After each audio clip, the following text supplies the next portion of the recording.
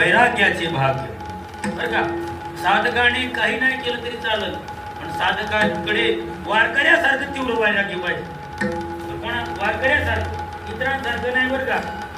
हा, इतरांसारखं वैराग्य वेगळं असते. वारकऱ्याचं वैराग्य म्हणजे बरं का, वारकरी पंढरपूरला निघाला तर वैराग्य घेऊन निघतो, कसा निघतो बरं का. आमचे आजोबा पंढरपूरला जाण्याची तयारी सांगायची. वारकऱ्यांनी पंढरपूरला जाताना कोणत्या तयारीने जायचं, ज्ञानोबारायण म्हणतात, विवेक नदीये बैसोनी सांगड सत्वा